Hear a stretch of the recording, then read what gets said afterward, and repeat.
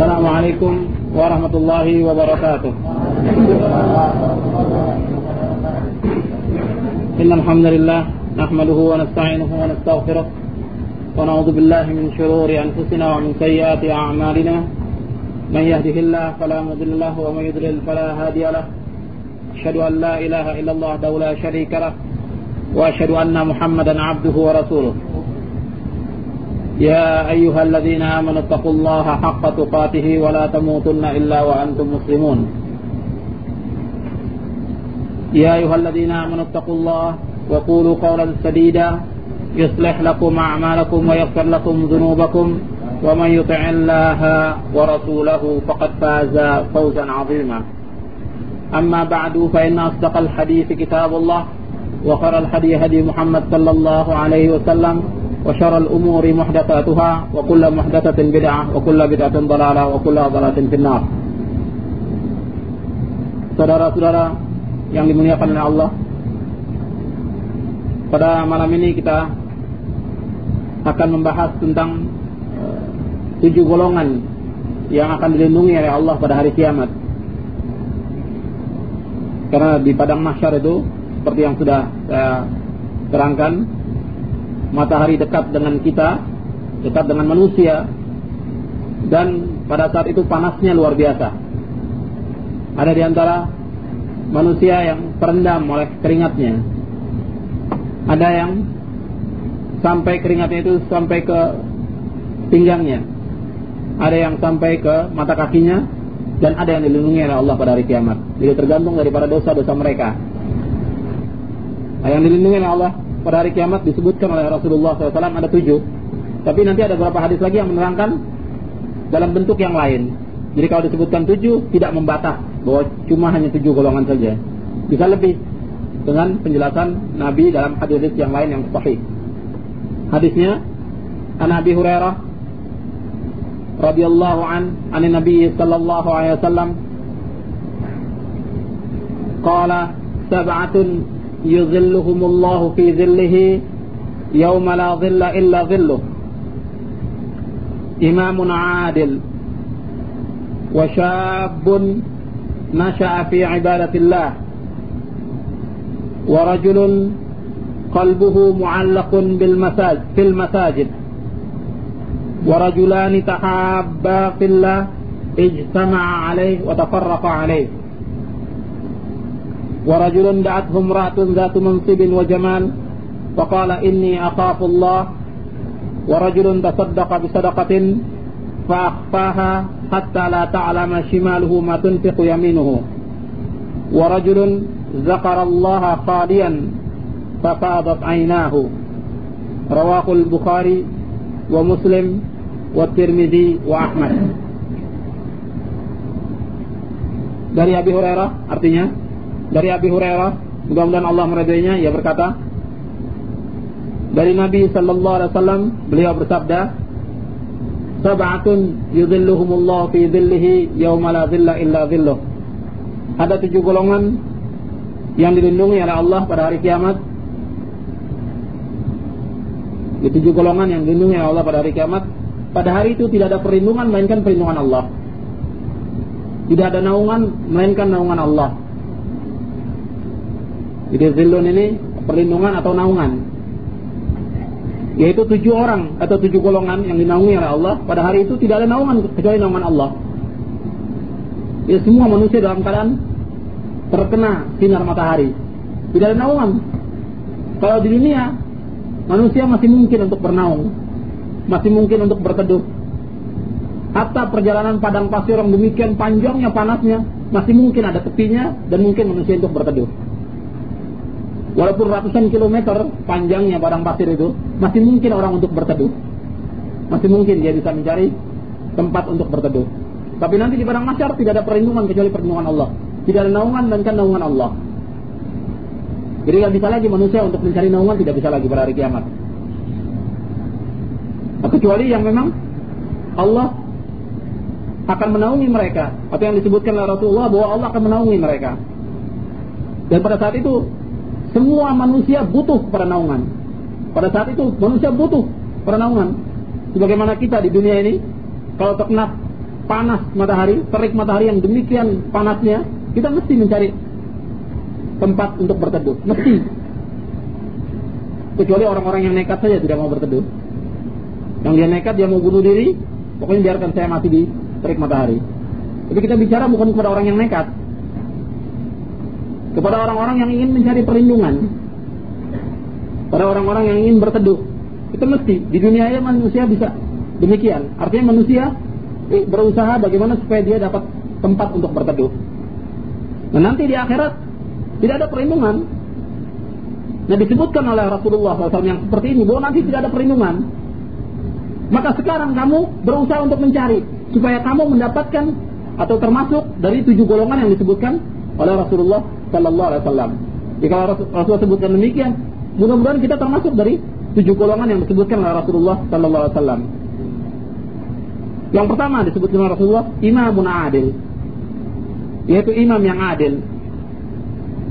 Yang kedua, syabun nasya'a fi ibadatillah, seorang anak muda yang tumbuh dalam beribadah kepada Allah. Yang pertama, seorang imam yang adil. Yang kedua, seorang anak muda yang tumbuh dalam beribadah kepada Allah.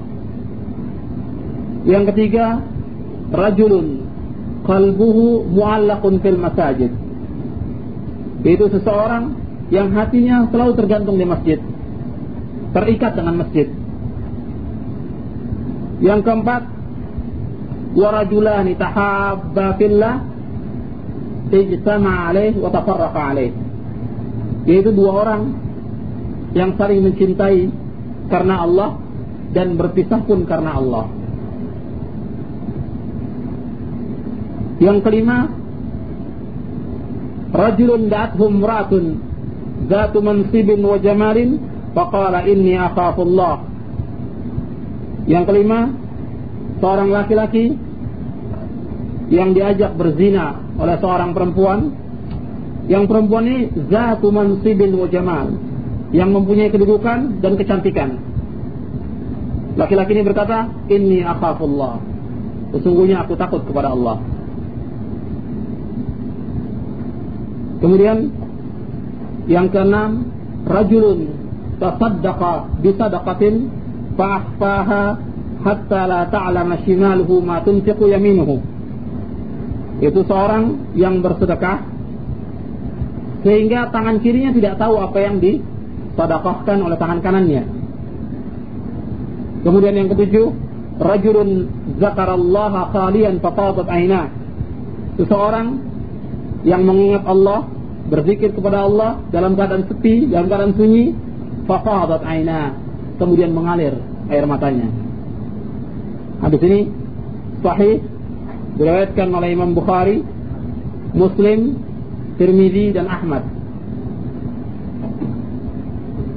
Yang pertama di sini disebutkan oleh Rasulullah sallallahu alaihi wasallam bahwa 7 golongan yang akan dilindungi oleh Allah pada hari kiamat, pada hari yang tidak ada perlindungan.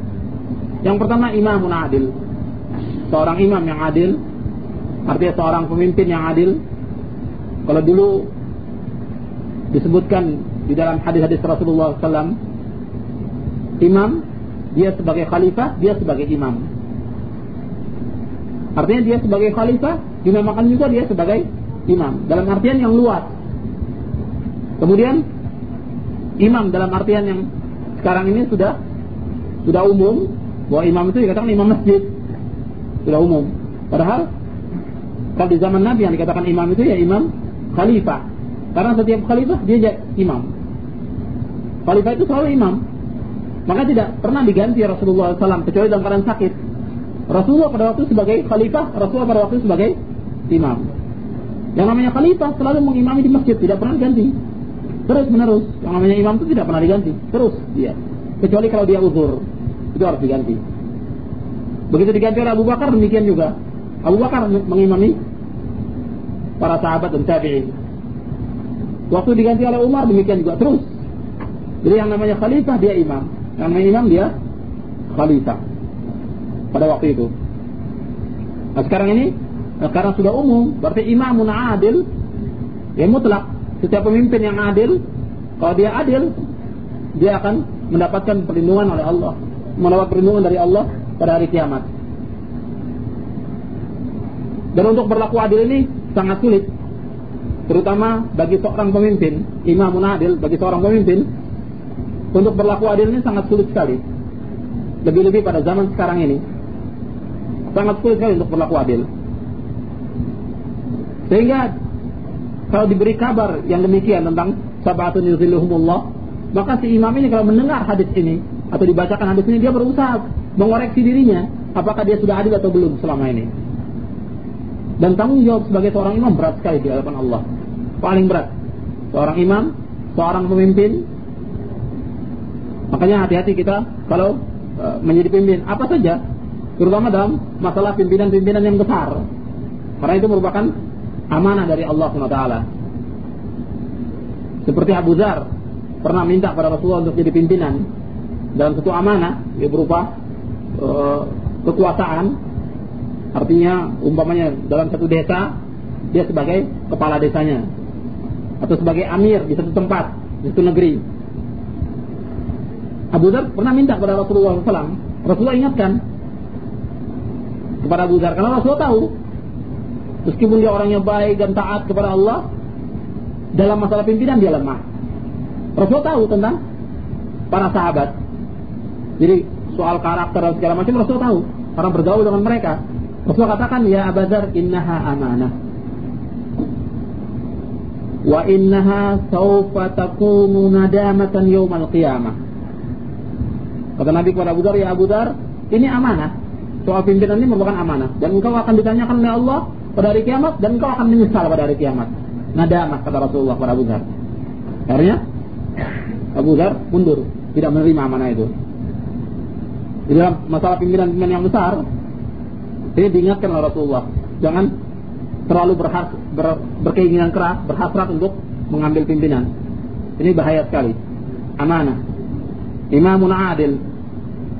Tapi pada hakikatnya saya katakan tadi bahwa yang dimaksud imamun adil kepada pimpinan yang paling besar, yaitu sebagai khalifah. Kemudian karena sudah umum dipakai pimpinan yang dalam bentuk yang lain. Tapi kalau bentuk yang lain, kita bisa memakai hadis yang lain, bukan hadis ini, yaitu hadis kullukum ra'in wa kullukum mas'ulun an ra'iyati. Setiap kamu adalah pemimpin dan setiap kamu akan ditanya tentang pimpinannya.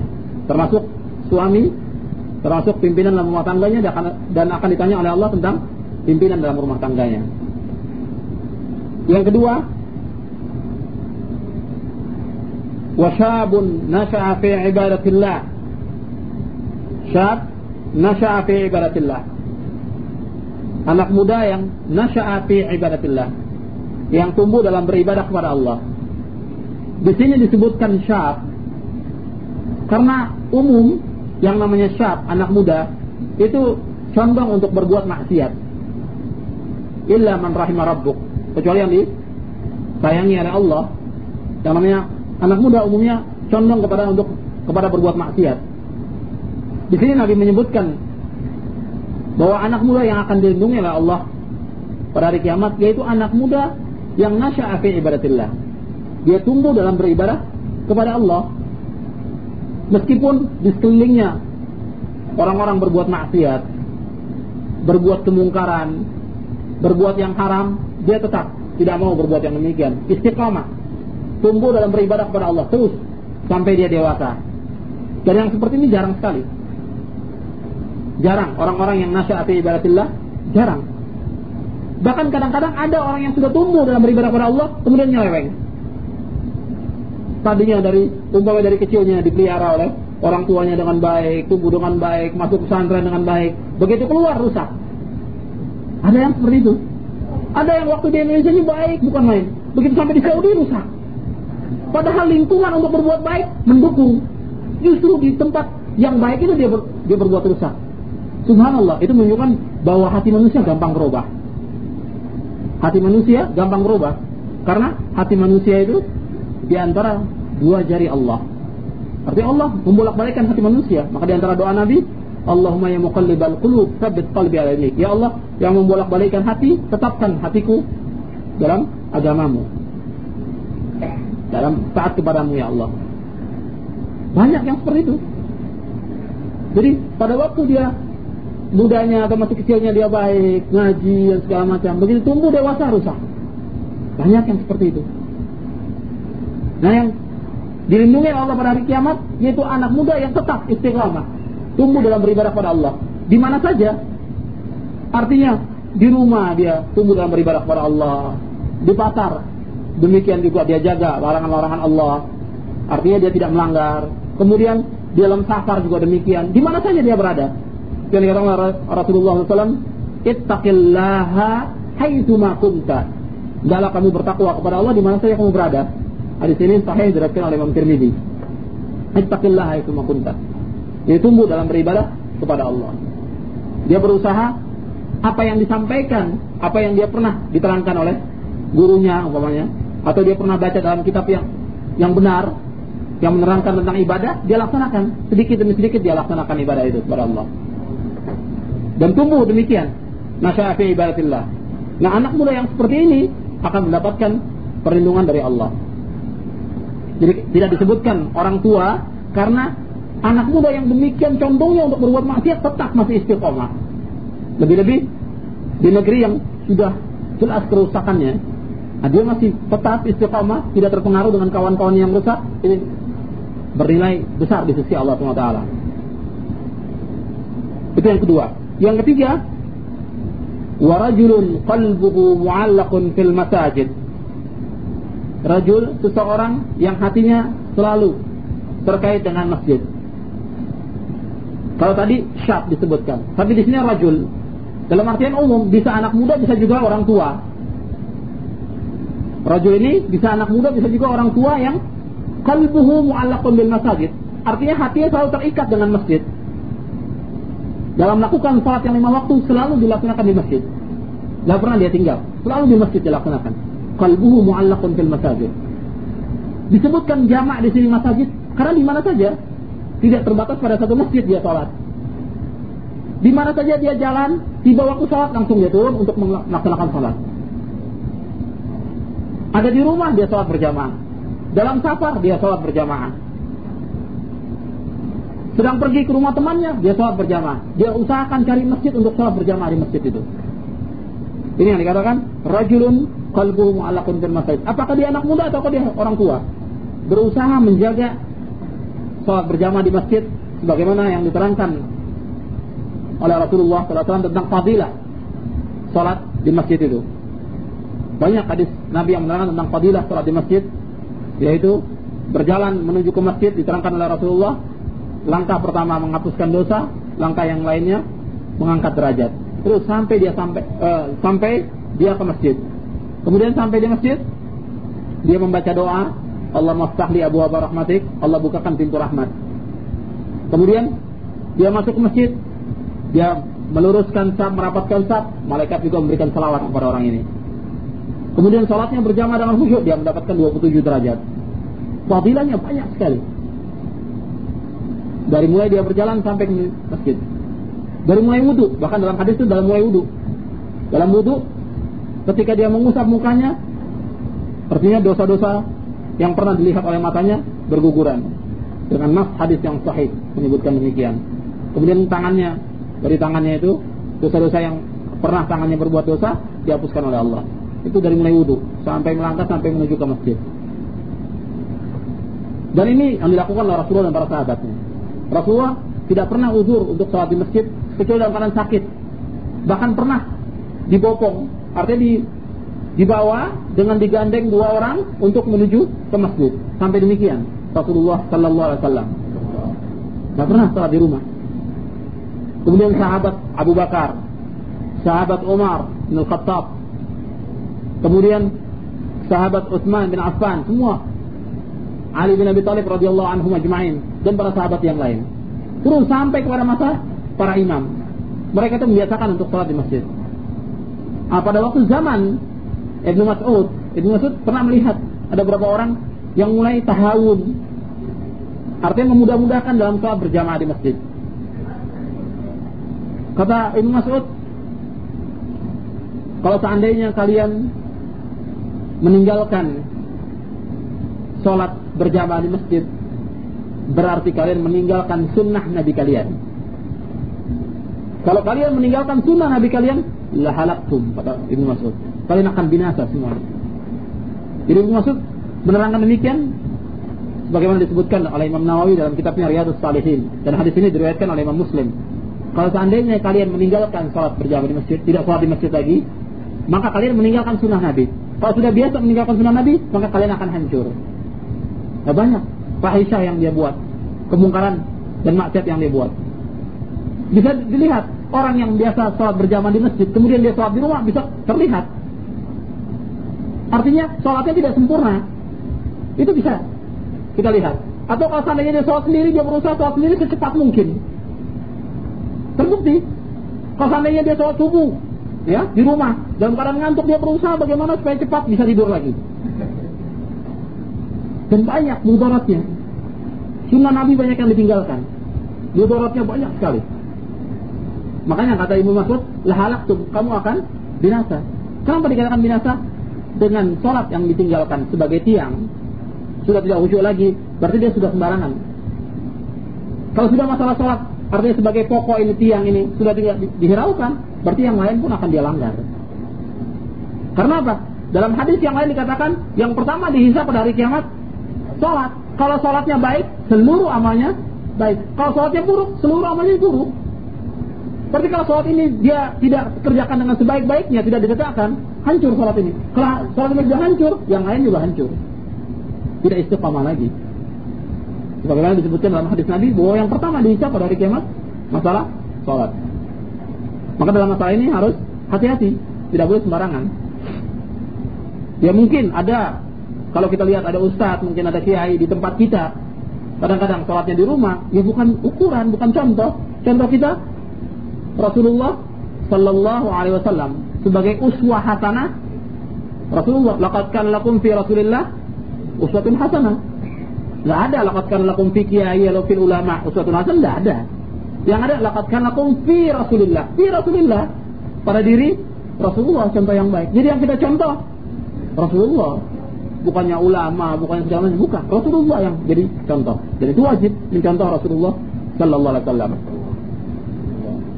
Ini rajulun qalbu mu'allaqun bil masjid, dia berusaha bagaimana untuk selalu salat di masjid, mengadakan ibadah di masjid dan lain-lain yang sifatnya dalam rangka ta'abbud kepada Allah, untuk berbakti, beribadah kepada Allah. Itu yang ketiga. Kemudian yang keempat, wa rajulani tahabba fillah ijtama'a alaih wa tafarraqa alaih. Dua orang yang berkumpul, artinya cinta karena Allah, berpisah pun karena Allah. Ini berbicara tentang ukhuwah Islamiyah. Di sini yang keempat ini berbicara tentang ukhuwah Islamiyah. Yang dikatakan dalam Al-Qur'an dalam surah Al-Hujurat, innamal mu'minuna ikhwatun. Sesungguhnya orang-orang yang beriman itu bersaudara. Saudara yang dimaksudkan di sini, saudara seiman, artinya dia berkumpul karena keimanan. Karena Allah, karena dia sebagai seorang muslim, karena dia sebagai seorang yang beriman, kita berteman dengan dia. Kita berkumpul dengan orang itu. Karena dia orang yang beriman, orang yang baik, orang yang saleh, kita berteman. Tapi kalau dia tidak baik, kita disuruh untuk berpisah. Jadi persaudaraan yang di sini fillah. Wa rajulani tahabba fillah. Sebab ada juga orang yang cinta mencintai bukan karena Allah, karena kesukuan. Ada yang seperti itu. Kalau sama-sama sukunya dia kumpul, tapi selain sukunya dia tidak mau kumpul. Seperti itu ada. Kemudian ada juga yang karena uang. Kalau dia banyak uang, dekati teman itu. Karena banyak uang. Tapi uangnya habis, masalah mas, tinggal lagi. Cari lagi yang lain, yang banyak uangnya. Berkumpul yang seperti itu. Jadi macam-macam tentang berkumpulnya. Ada berkumpul karena kesukuan, ada berkumpul karena harta, ada berkumpul karena mempunyai kepentingan tertentu. Kalau ada kepentingannya kita kumpul, nggak punya kepentingan sudah bisa. Ada juga dia berkumpul dengan sama-sama yang karena rusaknya. Karena dia teman, nih jago apa nih? Oh dia jago catur, teman. Terus karena satu ikhtisas yang diberikan oleh Allah, ya, satu kekhususan, dia hebat dalam masalah ini, temani terus, sama-sama. Dalam satu segi, wah dia pintar dalam masalah olahraga ini, kita temani dia. Ada yang seperti itu. Tapi semuanya bukan karena Allah, karena itu akan habis demikian. Tapi yang dimaksudkan dalam hadis ini, rajulani tahabba fillah. Dia berkumpul karena Allah, karena si fulan ini melaksanakan taat kepada Allah, melaksanakan ketaatan kepada Allah, kebaktian kepada Allah, melakukan amar ma'ruf, nahi munkar, kita temani yang seperti itu. Maka Rasulullah SAW mengingatkan dalam hadis yang sahih, Rasulullah mengingatkan bahwa setiap orang itu beragama menurut temannya. Jadi al-mar'u ala dini khalilih, seseorang itu beragama menurut agama temannya. Falyanzur ahadukum liman yukhalil, maka hendaklah seseorang dari kamu melihat kepada siapa dia berteman. Dilihat, kalau temannya tukang main catur, mesti yang lain ikut temannya ini, sahabat karibnya. Lama-kelamaan, tadinya nggak bisa, lama-lama kelamaan akan bisa juga. Karena temannya demikian. Kata Rasulullah, ikut. Kalau temannya rajin main kartu, dia juga ikut main kartu. Kalau temannya rajin nonton film, dia juga ikut terbawa nonton film. Kalau temannya berbuat maksiat, dia juga ikut. Seperti itu. Rasulullah mengingatkan, seseorang tergantung dari agama temannya. Kalau temannya baik, dia akan ikut baik. Kalau seandainya kita berteman dengan orang baik, seperti kata Rasulullah, diumpamakan teman yang baik dengan teman yang buruk itu seperti penjual minyak wangi. Yang satu lagi teman yang buruk seperti orang yang pandai besi. Kita berteman dengan orang yang berdagang minyak wangi, akan tercium bau wanginya. Itu perumpamaan. Bukan berarti orang yang jual minyak wangi itu orang baik, tidak. Gitu. Ini perumpamaan saja, perumpamaan kata Rasulullah. Begitu juga tentang pandai besi. Tidak berarti bahwa orang yang pandai besi itu rusak semuanya, bukan orang yang saleh. Tidak. Perumpamaan. Orang yang dekat dengan pandai besi kadang-kadang dia akan terbakar. Terkena dari, bukan berarti orang yang pandai besi itu jelek semuanya. Banyak yang saleh. Jadi itu perbandingan saja Rasulullah sallallahu alaihi wasallam. Ya, Rasulullah mengingatkan bahwa bahwa kita nih harus cinta karena Allah. Innamal mu'minuna ikhwah, bukan karena kesukuan, bukan karena harta. Bukan karena kesukuan, bukan karena harta, bukan juga karena yang lain. Bukan karena dia pintar dalam masalah kebudayaan, bukan. Din, teman kita itu orang-orang yang baik kita cari. Itu Rasulullah menerangkan demikian. Sampai dalam masalah makan saja kata Rasulullah, masalah makan ini. Kata Rasulullah, la ya'kul ta'amakum illa taqiyun. Jangan makan makananmu melainkan orang yang takwa. Sampai demikian Rasulullah mengingatkan supaya jangan bergaul dengan orang-orang yang tidak benar, tidak baik. Akhlaknya tidak baik. Jadi dia berkumpul karena Allah, ijtama'a alaih wa tafarraqa alaih. Berpisah pun karena Allah. Artinya, kalau orang sudah cinta karena Allah, karena dia orang yang baik taat, kita di saat dia pergi ada rasa sedih. Mesti itu. Karena apa? Dia orang yang baik. Atau di saat dia ditakdirkan Allah meninggal dunia, kita pun ada rasa sedih. Masih kita ingat. Tafarraqa alaih. Berpisah pun karena Allah. Kalau kita pernah bergaul dengan orang-orang yang baik dan kita dapat hidayah dari Allah, artinya senang dengan orang yang baik itu, mesti ada yang kita ingat dari orang-orang yang baik yang pernah kita bergaul dengan mereka. Mesti ada yang kita ingat. Apakah dia masih hidup atau dia sudah meninggal? Mesti ada itu. Rasa cinta yang diberikan oleh Allah kepada manusia. Jadi di sini rajulani tahabba fillah ijtama'a alaihi wa tafarraqa alaihi. Ini membatalkan segala macam bentuk persaudaraan yang bukan karena Allah. Karena masalah persaudaraan juga akan ditanyakan oleh Allah. Ada orang-orang yang senang kepada seseorang, memberi pun bukan karena Allah, karena kesukuan dia beri itu. Dia tolong karena kesukuan. Sampai uangnya habis pun nggak apa-apa. Yang penting sama-sama satu suku. Yang seperti ini nggak ada nilainya di sisi Allah. Tidak nilainya. Tapi kalau karena Allah dia menolongnya, saya menolong ini karena Allah. Karena dia sebagai seorang muslim yang perlu dibantu, saya tolong. Nah ini bernilai di sisi Allah. Meskipun uangnya sedikit, berapa rupiah akan dapat nilai di sisi Allah.